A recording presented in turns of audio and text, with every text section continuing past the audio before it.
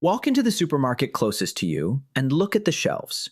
Roughly 40,000 different products stacked from floor to ceiling in a building most people spend 20 minutes inside without ever thinking about. Bread that came from wheat you'll never see. Fruit that crossed an ocean while you were asleep. Now, here's the part that should bother you. Almost none of that food actually belongs to your city. It's passing through. Most cities carry about 3 days of food inside them at any moment, sitting in shops and warehouses and the back of trucks. 3 days. That's the buffer between you and an empty shelf. Stop the trucks for a week, and the modern world gets very quiet very fast. We've all seen what happens when people panic buy for one weekend. Now imagine that with no restock coming.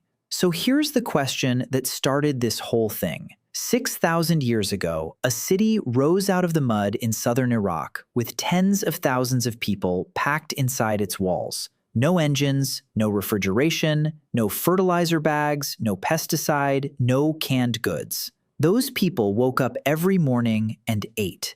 How?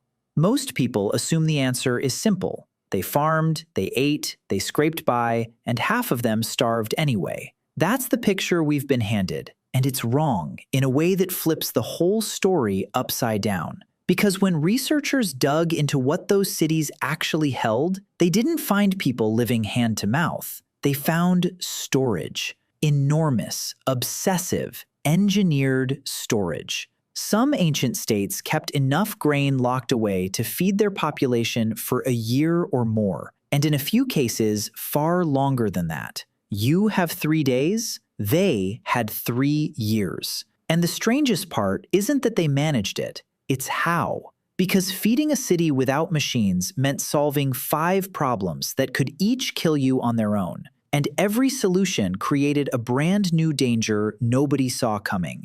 Let's start with the one that changed everything. Picture yourself standing in a field at harvest. The grain is in, your family has more food in front of them than they can possibly eat. That sounds like the good news. It isn't. It's the beginning of the real problem. Because grain doesn't wait. Left in the open, it draws rats within hours and insects within days. Get it slightly damp, and mold moves in. And moldy grain doesn't just go to waste, it can poison the people who eat it. In a warm climate, an unprotected pile of food can be ruined before the next full moon. So the real invention wasn't farming. Farming just moves calories from one season into your hands. The invention that built civilization was figuring out how to keep those calories alive through the 8 hungry months that follow. And the earliest solution was beautifully simple. You dig a hole. Before the first cities, before writing, before kings, people were sealing grain in pits in the ground. Some of the oldest storage structures ever found sit in the Jordan Valley and date back over 11,000 years, built before farming was even fully established. Raised floors, sealed walls. Somebody had already worked out that the ground could be a machine. Here's why it works, and it's genuinely clever. Seal a pit of grain tightly, and the seeds keep breathing. They use up the oxygen inside and fill the space with carbon dioxide. Within a short time, the air in there can't support life. Insects suffocate. Their eggs never hatch. Mold stalls out. The grain itself goes dormant and waits. No chemicals, no electricity, just physics. Done by people who had no word for oxygen. Once cities got bigger, the pit turned into architecture, and the design choices tell you exactly what people were afraid of. Egyptian silos were built tall and sealed, filled from a hatch at the top and drawn off from a small opening near the base. Roman warehouses went further, with floors raised on low pillars so air could move underneath and keep the grain dry. Thick buttressed walls and narrow slit windows placed high enough that a thief would need a plan. Elsewhere, storehouses were lifted off the ground entirely on posts, with wide flat discs fitted near the top of each one. A rat can climb a post. A rat cannot climb around the underside of a disc. That's the whole invention, and it's still being used in parts of the world today. Every one of those features is a scar. Somebody lost a season's food to damp, and the floor went up. Somebody lost it to rats, and the discs appeared. Somebody lost it to a neighbor, and the walls got thicker. And there was one rule inside every storehouse that mattered more than the walls. Part of what you cut isn't food at all. It's next year. Seed grain had to be set aside and guarded before anyone measured out a single ration, because a family that eats its seed survives the winter, and then has nothing to put in the ground come spring. That's how a hungry year turns into a dead one. In the worst seasons, people sat beside sacks they were forbidden to open while their own children went thin, because the alternative was ending the farm forever. And that's the trick that made everything else possible. Because storage isn't really about food. Storage is about time. A sealed pit lets you take a good September and spend it in March. It lets a city survive a bad year using a good one that happened before some of its children were born. But it also created something nobody was ready for. The moment food could be stored, food could be counted. And the moment food could be counted, it could be taken. Which raises a question that follows this entire story. If the grain is in the ground and it can feed everyone for a year, who decides when the pit gets opened? Hold that thought, because there's a bigger problem sitting underneath it. You can't store what you never grew. And in the places where the first great cities appeared, the rain was never going to be enough. Southern Iraq gets almost no useful rainfall for crops. Egypt gets even less. These are not gentle green places. They're deserts with a river running through them. And that single detail is the reason both civilizations exist at all. So imagine you're standing on the bank of the Nile in the summer, and the whole year comes down to what happens next. If the flood arrives at the right height, the water spreads across the fields, soaks the soil, and drops a fresh layer of silt on top. If it comes in too low, the fields stay dry and thousands of people slowly run out of food. If it comes in too high, it smashes through the banks and drowns villages. Everything hangs on a number.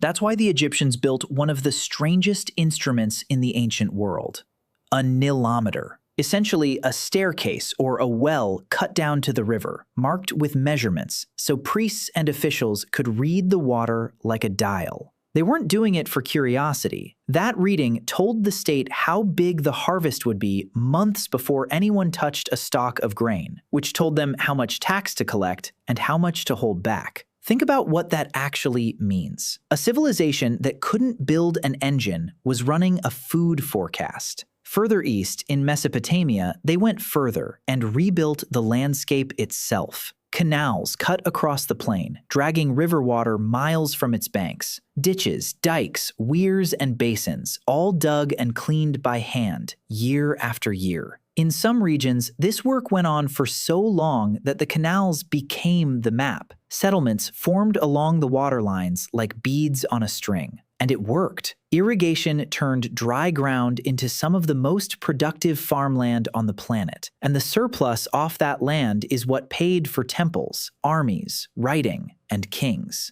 But every one of those canals carried something invisible. The people digging them had no idea. It would take centuries to show its face. And when it did, it took entire regions down with it.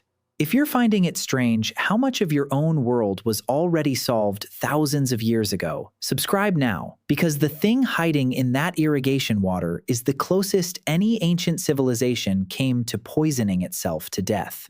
River water isn't pure. It carries dissolved salt, a small amount, so small you'd never taste it. Pour it on a field once and nothing happens. Pour it on the same field every year for 200 years, in a place hot enough that most of that water evaporates instead of draining away, and the salt stays behind, layer by layer, invisible. Then the water table under the field creeps upward, because all that irrigation has to go somewhere. Salt gets pulled toward the surface with it, and one season a farmer walks out to his land and sees a faint white crust on the soil, like frost that won't melt.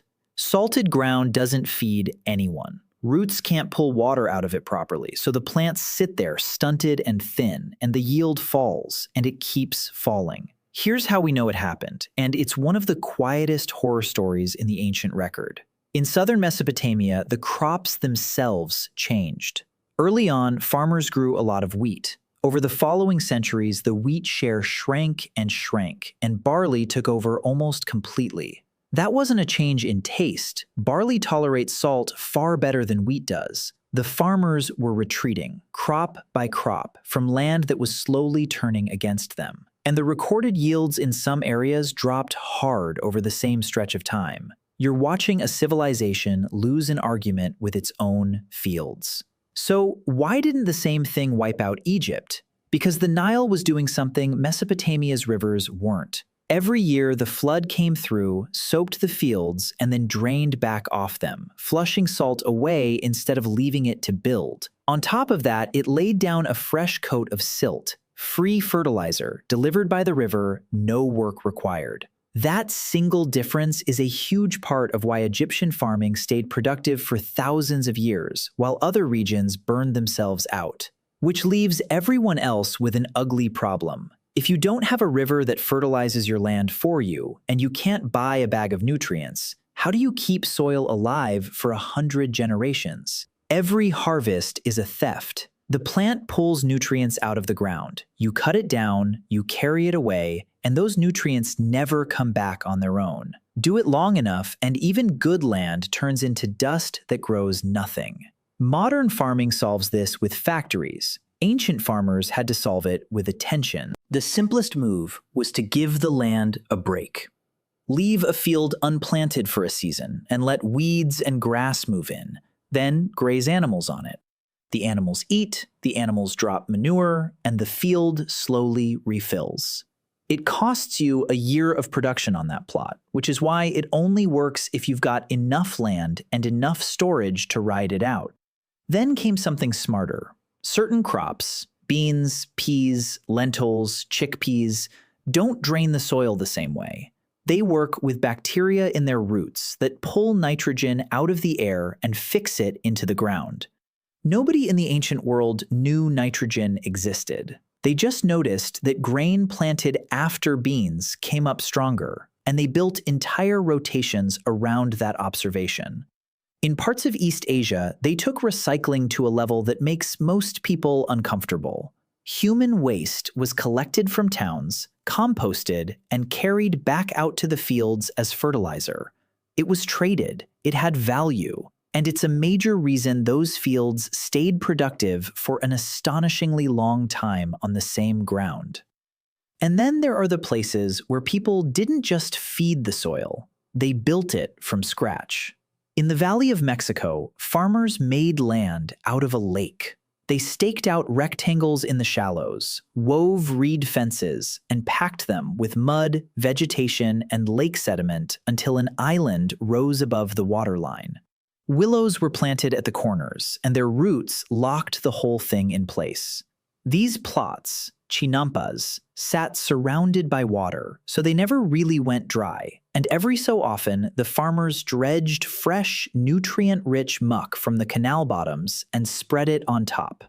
The result was farmland that barely rested.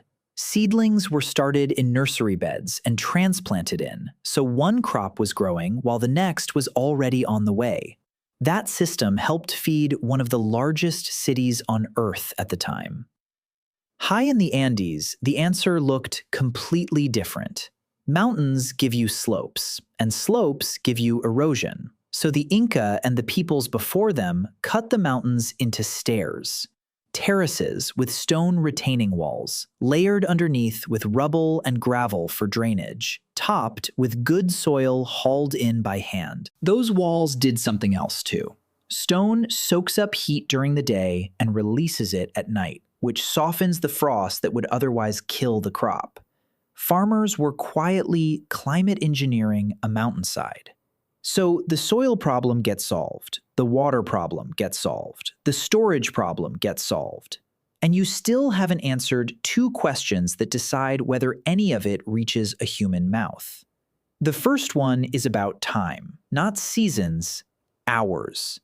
Grain doesn't ripen politely across a couple of months. A field comes ready in a narrow window, and once it's ready, it starts working against you. Leave it standing too long and the heads dry out and shatter, dropping seed on the ground where you'll never recover it. Birds find it. A single hard rainstorm at the wrong moment can flatten a whole field into the mud. So the entire year, the taxes, the rations, the storehouses, the survival of a town comes down to a stretch of days when everything has to be cut. Now imagine you're in it. You're bent double from before sunrise with a short, curved blade, grabbing a fistful of stalks and slicing, over and over, in heat that doesn't let up. Your hands blister and then split. Your back stops being a back and becomes a problem you carry around. And you can't stop, because the field doesn't care that you're tired. Nobody sits this out. Children carry water and gather what falls. The elderly bind sheaves. People who spend the rest of the year making pots or hauling bricks are out in the fields. Because for those days, there is only one job in the entire settlement. Cutting it is just the start. The grain is still locked inside the head, so it has to be threshed, beaten with sticks, trodden by animals, or dragged over with a weighted sledge until the seed breaks free. Then it has to be separated from the chaff, which is where the wind comes in. Toss the mixture into the air with a shovel or a basket, and the heavier grain drops straight down while the light husks blow sideways. That's why threshing floors were built in open, breezy spots and treated almost as public property. No wind meant no winnowing. No winnowing meant no clean grain to store. Somebody also had to answer a question that sounds simple and isn't. How long will this last? A pile of grain tells you nothing by itself. It only turns into information once you know how many mouths you're feeding and roughly how much one person eats in a day. That arithmetic sits quietly underneath every granary ever built. And getting it wrong by a small margin meant the stores ran dry weeks before the new crop was ready. None of this was ever written down anywhere as an official plan. It got learned the way hard things usually do, by one settlement getting the sum badly wrong in one single winter, and nobody who lived through it ever forgetting what that mistake had cost them.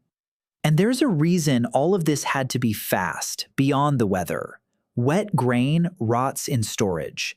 Put slightly damp seed into a sealed pit, and you don't get preserved food. You get a heated, moldy mess that can ruin everything around it. So the crop had to be cut, threshed, dried, and sealed in a tight sequence at the hottest, most exhausting time of the year, with an entire population's next 12 months riding on it. Get those days right, and the storehouses fill. Get them wrong, one badly timed storm, one outbreak of illness that puts the workers in bed, and no amount of clever engineering later can put the calories back. Which leads straight into the second question, and it's the one that quietly decided which civilizations grew and which ones stayed small. Because none of that food is anywhere near the people who need it. Here's the part that quietly decided which civilizations grew and which ones stayed small. Growing food and delivering food are two completely different problems, and without engines, delivery is brutal. Picture yourself hauling grain overland with an ox cart. The oxen are strong, and they're also hungry. And what do they eat? Fodder, which means part of your cargo is being consumed by the thing carrying your cargo. The farther you go, the more of the load disappears into the animals. Push that far enough, and you arrive with nothing. Roman price records make the cost brutally clear.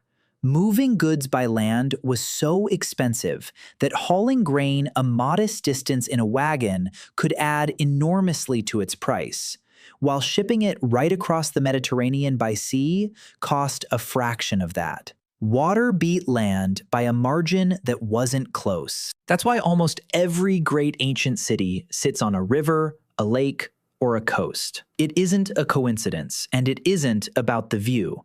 It's about calories per mile. And now look at the Nile again, because it's almost unfairly well designed. The river flows north, so a loaded boat can drift downstream with the current. The prevailing wind blows south, so the same boat can raise a sail and go back up. One waterway, two directions, powered entirely by things that never send an invoice. Then there's Rome, which pushed this system to its absolute limit. A city of around 1 million people on a peninsula that couldn't come close to feeding it. So the grain came by sea, from Egypt, from North Africa, from Sicily, in fleets that sailed a schedule the whole city depended on. Sit with that for a second. 1 million strangers eating bread made from wheat that grew on another continent, delivered by wooden ships with no radio, no engines, no weather forecast beyond a sailor's instinct. And that schedule had a hard edge. For a large part of the winter, the Mediterranean was effectively shut. Storms and poor visibility made the long grain runs too dangerous to attempt. So the sailing season had a beginning and an end, which means the deliveries weren't a steady drip.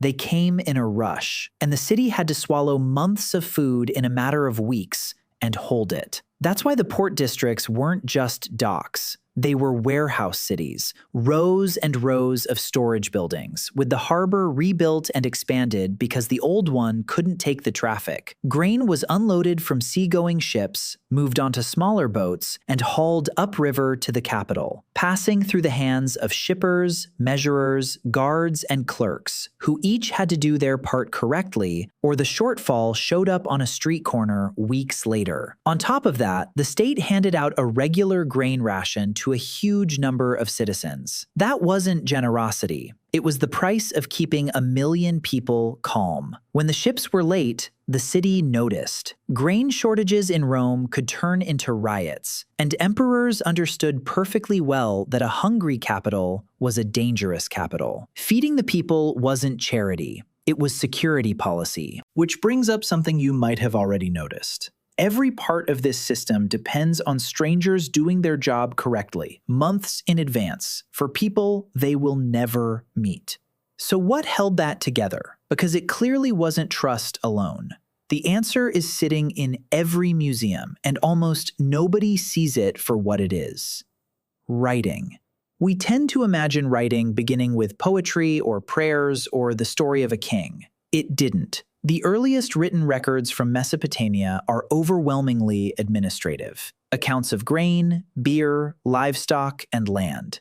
Lists, amounts, who received what. Before that, there were clay tokens, little shaped pieces standing in for measures of goods, sometimes sealed inside a clay ball so nobody could quietly swap them. Marks were pressed on the outside to show what was inside. Eventually, somebody realized the marks alone did the job, and the tokens became symbols. The first thing humans ever wrote down was essentially a receipt. That sounds unglamorous until you realize what it unlocks. Once you can record a quantity, you can plan a year. You can compare last harvest to this one. You can send grain from one city to another and know whether all of it arrived. You can pay a workforce in rations and prove they were paid. And that's exactly what happened. Enormous amounts of ancient labor were paid in food. Grain, oil, and beer, measured out in fixed amounts. Bread and beer weren't luxuries in that world. They were wages.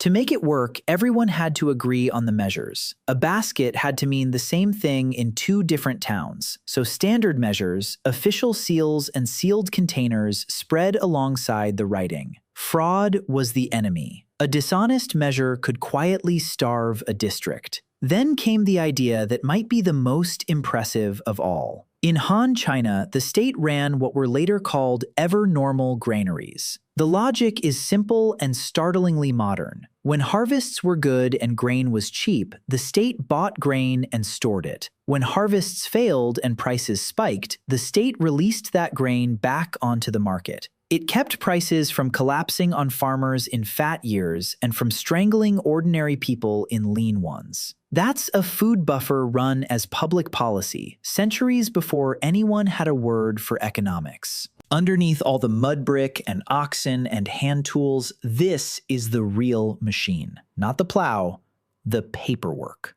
But paperwork can't stop rot. And grain isn't the only thing people eat. So how did anyone hold on to meat, milk, fish, or fruit long enough to matter? Everything you eat is in a race against bacteria.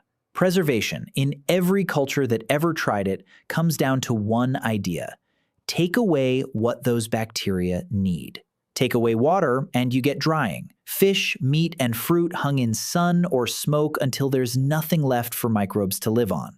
Take away access with salt, and you pull moisture straight out of the tissue. Salted and dried food travels, and food that travels lets a city eat from a coastline hundreds of miles away. Or you can do something far cleverer.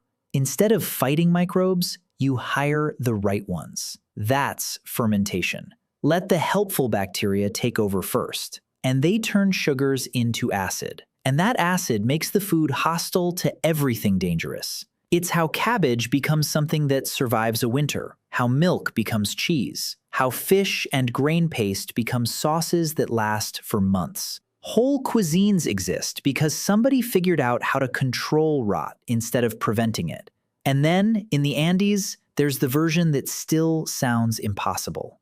High in the mountains, nights drop below freezing, and days are dry and bright. Farmers spread potatoes outside and let the cold freeze them solid overnight. In the daytime, the sun warms them, and people tread on them to squeeze the water out. Freeze, thaw, press, repeat over several days, until what's left is light, hard, and almost completely dry. That's chuño, freeze-dried potato, made with nothing but altitude, sun, and bare feet. Stored properly, it keeps for years. It made mountain agriculture survivable in a place where a single frost could wipe out a season. And the Inca built that principle into an empire. Across their territory, they raised thousands of storehouses, kolka, often placed high on hillsides where cold air and wind kept the contents dry and cool. Some had ventilation channels and drainage built into the floors. They held food, cloth, and supplies for armies, workers, and emergencies in a state that ran without money or markets and instead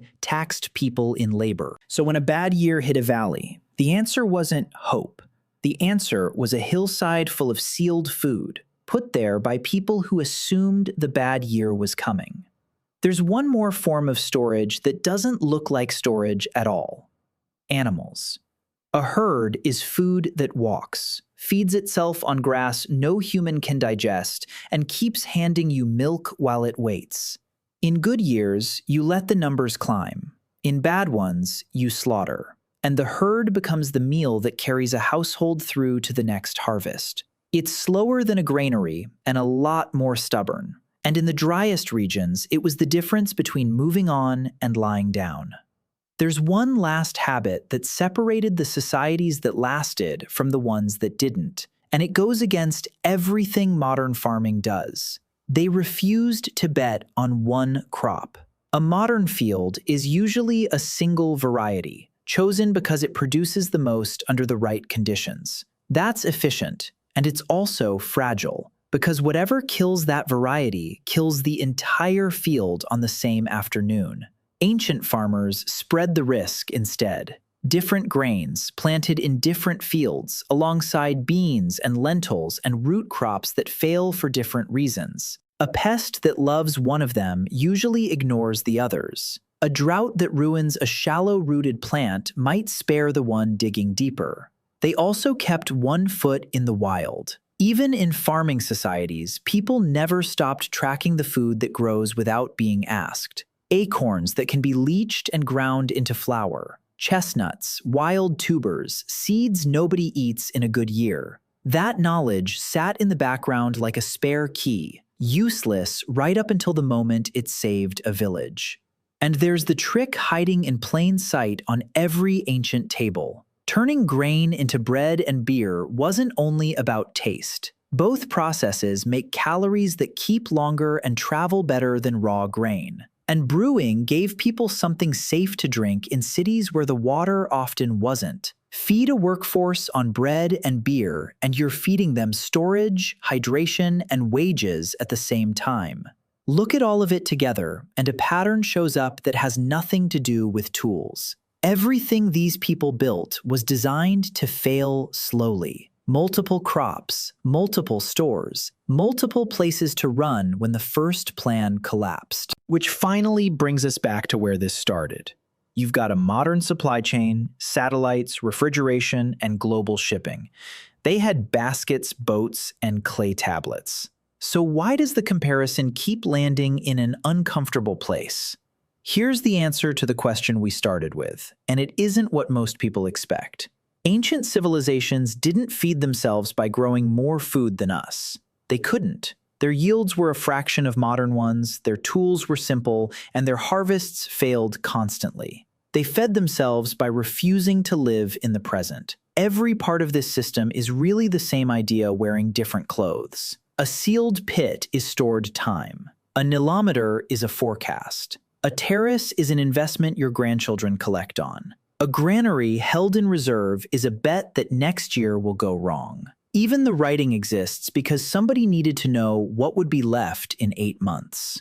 Those societies were built around the assumption that disaster is normal. Not possible, normal. And that assumption is exactly what modern life has quietly deleted. We optimized the opposite way. Our system is astonishingly efficient, which is another way of saying it holds almost nothing back. Food arrives just in time, in the right amount, with barely any slack, because slack costs money. It works beautifully right up until the moment it doesn't. The ancient world made the trade in reverse. Storage is expensive. Guarding it is expensive. Digging canals by hand and hauling soil up a mountain is brutal work with no payoff this season. They did it anyway because they'd watched what happens to people who don't. And that's the part worth sitting with. Every one of these systems eventually broke. Fields turned white with salt. Rivers shifted. Reservoirs silted up. Grain fleets failed. When those buffers finally emptied, cities that had stood for centuries emptied with them.